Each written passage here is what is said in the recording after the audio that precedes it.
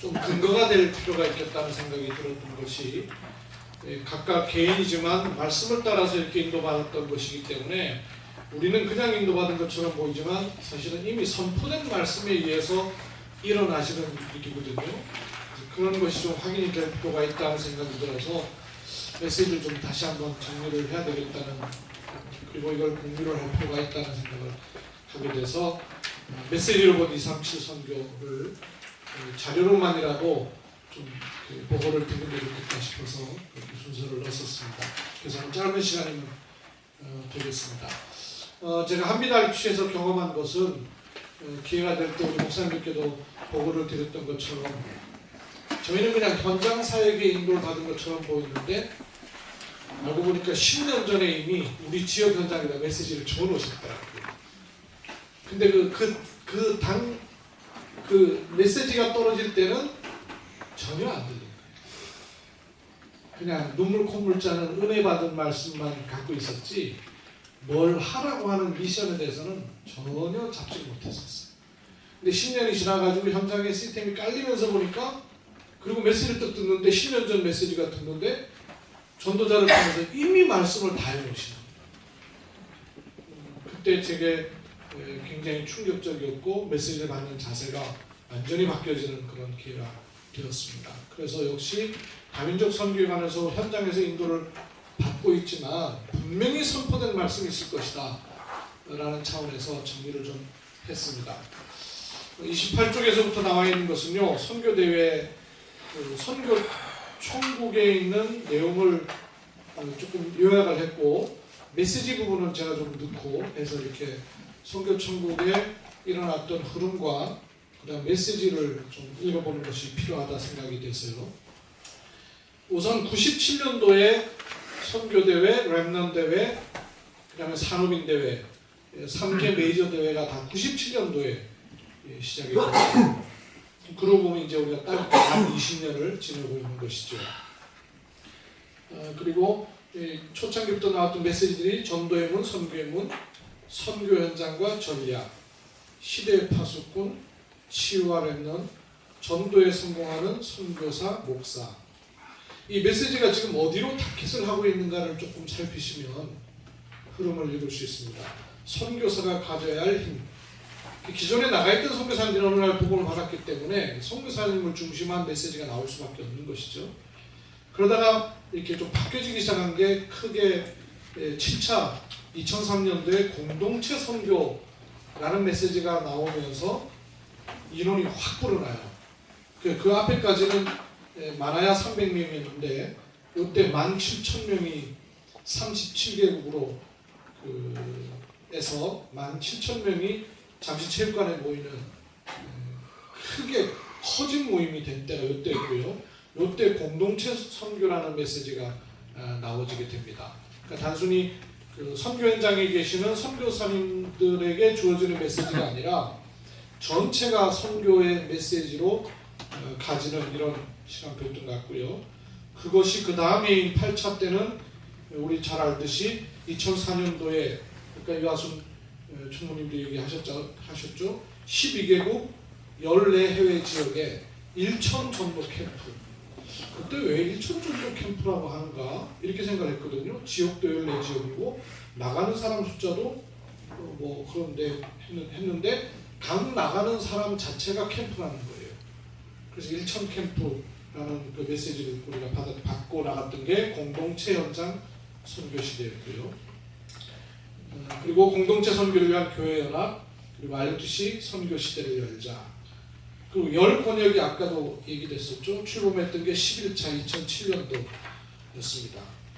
그리고 12차가 또 중요하게 여겨지는 것이 중직자 선교 시대. 이때 이제 중직자에게 이제 선교에 대한 메시지가 들어가지는 그런 시간표였던 것 같고요.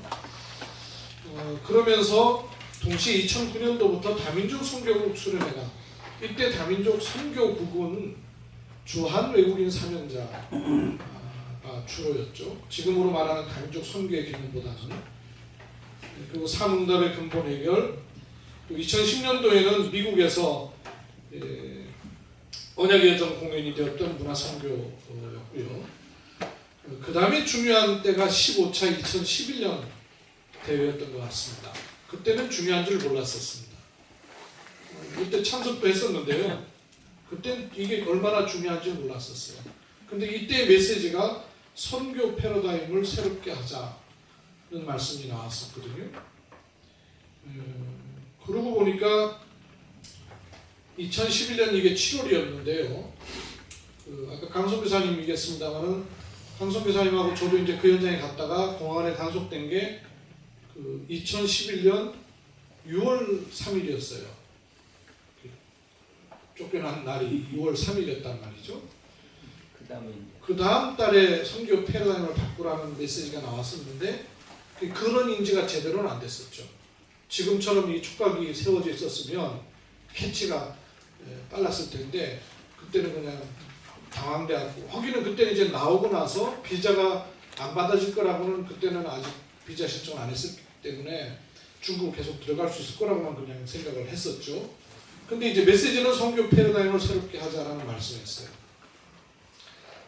그리고 요 후에 다민족 선교국 수련회가 나왔었고요. 아까 신목사님께서 그 유학생 신문을 보셨다는 얘기를 하셨는데 날짜를 제가 보니까 2012년 1월 27일이에요. 그러니까 이 메시지 하에서 각각이지만 하나님은 작은 한 사건으로 시작돼서 어떤 이런 선교의 흐름들을 만들고 계셨던 셈이죠. 그 메시지가 더 선명하게 우리가 붙잡아졌더라면 이게 좀 뭐 다를 수 있는지 모르겠습니다만은 우리의 자세는 좀 달라지겠죠. 그런 의미에서 15차의 선교 패러다임을 새롭게 하자는 메시지는 굉장히 중요한 메시지였다고 봅니다. 그리고 선교 패러다임을 새롭게 하자는 메시지가 7월 달에 나오고 그리고 11월 달에 다민족 선교국 수련회 2차가 있었는데요. 이때 메시지가 하나님이 행하시는 다민족 선교, 하나님 원하시는 다민족 선교. 국내 다민족은 배려해야 된다. 강대국 다민족들은 동질감과 자국민과 다민족. 제3의 나라는 어려운 나라 도우면서 NGO식, 엘리트, 렘넌트, 지도층 선교 이렇게 된다는 말씀이 나왔었고요. 그리고 16차 3내용 3시스템 실현 선교고요. 17차에 세 가지 체험 과거, 오늘, 미래 라는 메시지가 있었고요. 선교 체험과 시대 치유. 그리고 19차에 세 가지 방향, 공동회복 교정이죠. 16년도부터인가 원단 메시지하고 선교대의 메시지가 아주 밀접하게 관계가 있으면서 이렇게 따라가지는 것을 좀 볼 수 있었고요. 20차에 절대 불가능, 절대 가능 이러면서 차세대 선교사가 나와지고, 그러니까 정인공 목사님도 얘기를 하셨는데 지금 차세대 선교사도 사실은 이 패러다임을 보면 조금 바꿀 필요가 많죠. 선교사님에게 붙이는 두 기고의 차세대 선교사이기 때문에 선교사님들이 아까 얘기한 것처럼 목회라는 개념을 못 벗어난 선교사님에게 차세대 선교사가 보면 조금 더 빨리 나가고 조금 더 똑똑한 생각을 할지 모르지만 이런 제대로 선교의 그림을 그리지 못할 수 있다는 얘기인 거죠. 그리고 이때 나라 담당자로 2007년도에 10번역으로 했던 것이 아까 유총무님 얘기하신 것처럼 이렇게 와해되면서 나라 담당자 쪽으로 간 게 2016년도입니다. 우리가 그 선교에 지금 마음을 담고 모이기 때문에 이런 좀 흐름을 좀 우리가 읽는 것이 아주 필요하다는 생각이 듭니다. 21차 2017년도 작년인데요. 이 메시지가 또 굉장히 중요한 메시지였지 않나 싶은 것이 세계 선교의 새로운 전략이라는 메시지였거든요. 세계 선교의 새로운 전략. 이러고 보면 여러분 그 세계 선교대의 메시지 다시 한번 들춰봐야 되겠다는 생각이 드는 메시지들이 나오시죠. 세계 선교의 새로운 전략 다 메시지 들으셨을 텐데요. 그러면서 나왔던 메시지가 하나님의 영에 감동된 사람. 전략이라길래 귀가 번쩍 뜨였는데 하나님의 영에 감동된 사람이라고 합니다. 방법과 프로그램과 전략이 아니라 하나님의 영에 감동된 사람. 그리고 올해 제3 RUT 시대 모든 민족을 치유하는 선교운동 치유와 서밋. 그래서 이 메시지를 과거의 예를 비춰서 본다면 다민족 선교의 그 시가 태동되는 선교의 패러다임을 바꿔라. 중국이 계속 돈 선교하고 선교사님 놓고 들어가는 선교하고 이것만 하고 있지 시스템을 전혀 바꾸지를 못하니까 하나님께서는 내보내서서라도 시스템을 바꿀 수밖에 없는 여건을 주시고 그거 하고 있는 바람에 텅텅 비어있는 못 봤던 현장에 눈을 돌리도록 하시는 패러다임을 바꿀 수밖에 없는 과정들을 우리에게 주셔왔다면 지금 주시는 메시지 속에서 우리가 갱신하고 찾아야 될 것들은 뭔가가 많이 포럼되고 연구돼야만 한다 생각을 합니다. 그래서 제3 RUT 시대, 그럼 제1, 2, 3 RUT 시대가 본부의 RUT 시대만을 말하는 것이 아니라 우리 개교회의 1, 2, 3은 뭔지, 내 개인의 1, 2, 3은 뭔지, 또 우리 대경 다민족 전도학교의 1, 2, 3은 뭔지 하는 것도 찾아내고 연구할 필요가 있다 생각이 됩니다. 그 다음에 3, 4쪽에요. 2, 3, 7 관련 메시지에 제가 찾을 수 있는 바로는 2015년 8월 23일 교육공과에서 2, 3, 7에 관한 얘기가 처음 나왔던 걸로 저는 기록을 했는데요. 아마 교육공과 메시지 나온 걸로 봐서는 교육공과 때 처음 나오지 않고 아마 중직자 기획팀에서 나온 메시지를 다시 리바이벌 하시면서 교육공과에서 나오신 것 같습니다. 근데 기획 중직자 기획팀 메시지는 제가 뭐 할 수가 없으니까 이 메시지를 찾았더니 이 내용을 좀 제가 읽어보겠습니다. 모든 중직자는 전도운동의 그림을 그려라. 부산 전역으로 이 일을 할 수 있는 중직자들을 세우는 것이다. 237개 나라의 렘넌트를 부르는 것이다. 237군데의 중직자를 세우는 것이다. 이런 그림을 갖고 항상 생각하고 기도하셔야 된다. 그러면 하나님과 여러분이 맞아지게 된다. 그 다음에 우리가 진짜 237개 나라를 파고 들어가야 한다. 어떻게 파고 들어가야 할 것이냐. 연구해보면 답이 나온다. 그래서 그 답이 렘넌트다. 진짜 연구해보면 답 나온다. 렘넌트 부르는 데는 간단하다. 내가 가는 것도 좋지만 어려운 나라의 렘넌트 인재를 방학 때 불러서 훈련시키는 것이 더 중요하다. 이러면 하나님하고 딱 통하게 되어 있다. 뭐 이미 좀 나이가 들었습니다만 지금 시목사님 통해서 나와진 그런 가운데서 우리 그 인주 인복 와 있잖아요. 훈련받도록 어린 렘넌트는 아닙니다만 그리고 나왔던 2, 3, 7에 관한 중요한 메시지들이 2015년에 이렇게 메시지가 나오고는 또 끊어져요. 조금 나오다가 필리핀에서 주로 이렇게 중요한 메시지 많이 나오대요. 팀 사역할 때도 그랬었는데요. 세계 2, 3, 7국 그 필리핀이 좀 그런 나라이기 때문에 그랬는지 또 2, 3, 7 나라 미션홈 할 수 있는 교회 2, 3, 7 국가 살릴 선교가 그리고 제가 못 찾아서 그런지 모르겠는데 2016년도에는 2, 3, 7 나라에 대해서는 거의 찾기가 어려웠었어요. 2017년 들어가지고는 굉장히 많이 이렇게 메시지들이 이렇게 나오는 메시지가 있습니다. 2, 3, 7 국을 두고 조용한 시간에 기도해라. 237 나라 두고 학업, 사업, 직업도 선택하라. 237 나라 뚫는 방법이 렘넌트다. 237 나라가 내 가까이 와 있어야 한다. 237 나라 살릴 수 있는 시스템 준비하라. 237 다민족의 쉼터 만들라. 237 나라 살릴 언약 잡으라. 237국의 7현장 찾으라. 이 언약 잡아야 연합이 필요한 것이다. 그리고 개인화 시설, 현장화 시설, 세계화 시설. 이렇게 뭐 2017년도부터는 237에 관한 메시지가 계속 나오는 것을 보게 됩니다. 제가 이렇게 찾는 중에 뒤편에 있는 36쪽에 페루 사역자 모임 메시지를 찾았는데요. 제가 이 메시지를 찾고는 무릎을 쳤습니다. 아, 이거였구나. 유목사님께서 그 다민족 사역에 대해서 이렇게 그러니까 2010년 10월에 그 페루의 그 가판을 하는 사람들이 복음을 받고 이제 그 돈 모아가지고 훈련 받고 또 본국으로 갔다가 또 훈련받으러 나오고 하는 일들이 있었던 거 아니에요. 그래서 중남미 얘기를 처음에 어떤 시작으로부터 해서 어떻게 확산됐는가를 조금 포럼을 들어보는 게 필요하다는 생각이 드는 것이요. 오늘까지 지금 중남미 선교대회 마치고 합숙하고 훈련하고 이제 내일들 나간다는 얘기를 듣거든요.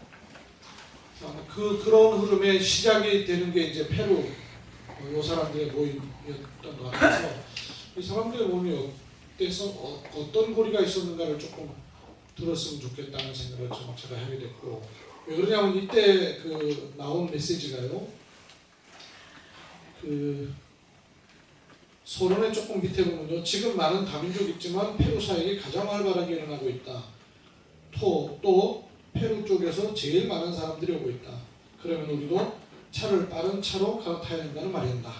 우리가 빨리 가려면 속도가 빠른 차를 타야 하지 않나. 이러면서 무엇을 해야 될 것인가. 이번에 우리 다락방에서는 다민족 선교 운동이 시작되었다.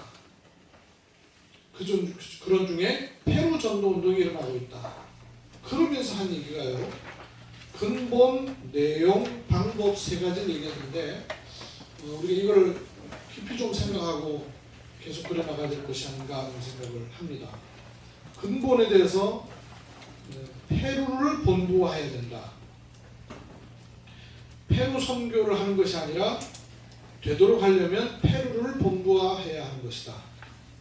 이 말은 본부에 안 와도 될 만큼 페루에서 활발하게 일어나야 한다. 그렇게까지 되려면 힘들지만 그래도 페루에 있는 사람들이 모여들 수 있는 본부화가 돼야 한다. 제가 평상시 계속 그리고 있던 게 뭐냐면요, 저희가 1차 합숙훈련을 받았던 다락방 전도 훈련은 다 갔었지 않습니까? 저희가 갔을 때에 평가절하를 하는 게 아니라 현장을 볼 필요가 있는 것이, 그때 훈련받고 저희들에게 메시지 전달해줬던 강호인 목사님, 서수복 그때는 집사님이었죠. 그분들이 지금의 우리처럼 훈련받지 못했거든요. 지금의 우리보다 훨씬 더 훈련이 안 돼 있는 상태였는데 그 메시지와 그 간증과 그 현장에 우리는 인생이 뒤집어졌었거든요. 근데 그 다락방 전도 훈련원과 같은 역할을 각 나라에서마다 다 할 수 있지 않습니까? 그보다 훨씬 더 훈련받은 선교사님 계시고 시스템이 있고 중직자 있고 강사들이 있고, 그 말은 1차 합숙훈련을 했던 다락방 전도 훈련을 했던 그 역할을 각 나라에서도 얼마든지 할 수 있다는 얘기가 되죠. 그동안 우리가 받은 훈련들이. 이게 페루를 본부하자는 얘기를 하면서 제가 그래 맞다. 내가 예전에 계속 제가 선교사님들 만나면 이런 프로그램들 자꾸 많이 했거든요. 그리고 통하는 분들이 강선교사님이나 또 이렇게 그런 것들 늘 같은 생각을 하셨었고요. 이거는 뭐 독립적으로 뭘 하자는 얘기가 아니라 이 세계복음화를 놓고 전도운동이 확산되려면 어떤 그림들이 그려지고 있어야 될 것인가 하는 것이죠. 당장 이루어지지 않더라도. 그러면서 페루 자체 훈련화해야 된다. 그리고 페루 전역에 제자화해야 된다. 이 세 가지요. 우리도 시간을 내서 깊은 좀 얘기를 좀 연구하고 풀어내야 될 그런 부분이라고 봅니다. 그리고 내용, 그리고 방법. 방법은 우리 유총모님도 얘기하신 것처럼 메시지, 메신저, 지속 전략. 초창기 때는 너희는 가서 제자 삼아라. 일꾼 현장 메시지. 이렇게 얘기하셨던 그 내용이죠. 캠프 시대 때는 전도, 제자, 시스템 이렇게 얘기하셨고, 메시지, 메신저, 전략 이렇게. 근본 원리는 바뀌지 않지 않습니까? 훈련 시스템, 현장 시스템, 지속 시스템 이런 것들. 우리 대형 다민족 전도학교 안에도 훈련 시스템, 전도 시스템, 지속 시스템, 또 그 현장에도 각 나라에도 그런 시스템들이 갖춰져야 되는 그런 메시지 속에 저희가 있는 것 같습니다. 아까도 말씀드렸지만 이렇게 2010년도에 이런 메시지가 나오고 11년도에 선교 패러다임을 바꾸라는 말씀이 나오고, 신목사님 현장에 하나님은 유학생 한 사람으로 인해서 다민족 선교 운동을 시작하시고, 강성교사님 쪽에 또 허락하신 이런 것들이 다민족 선교와 선교 패러다임을 바꾸라는 메시지 하에서 일어났던 일들입니다. 그러면 지금 시간표에서는 우리는 지금 나오고 있는 메시지 속에서 연구를 많이 해야 되는 것이죠. 제1, 2, 3 RUTC 그리고 치유와 서밋 이건 어떻게 그려나가고 어떻게 인도할 것인가. 신학교가 당장 치유와 서밋이 다 들어있는 것이니까요. 이런 연구들은 우리가 많은 포럼이 되어야 될 것 같고 처음에 시작은 좀 깊이 있는 선교 포럼을 같이 하자는 얘기가 있었는데 그러다가 또 우리 선교 함께 참여하는 목사님들 간에 깊은 포럼이 또 필요하다 싶어서 했는데 또 이루어지기는 어쨌든 굵은 흐름에 대해서 많이 듣는 오늘의 신학교가 된 것 같습니다. 그래서 다음에 또 저희가 이런 좀 그때는 이제 메시지나 이런 것이 아니라 나와진 것 가지고 좀 깊이 있게 토론하는 그런 때가 되는 것이 필요하지 않겠나 싶습니다. 그래서 저 개인도 그렇게 하겠고요. 또 우리 이 일에 함께하는 우리 목사님들께서 그 페루 사역자 모임에 주셨던 메시지를 깊이 있게 좀 숙지를 하는 것이 필요한 것 같고요. 그래서 또 말씀 앞에서 저희 인도받을 것을 찾는 이런 축복이 있으면 좋겠습니다. 메시지에 관한 부분은 여기까지 드리겠습니다. 감사합니다.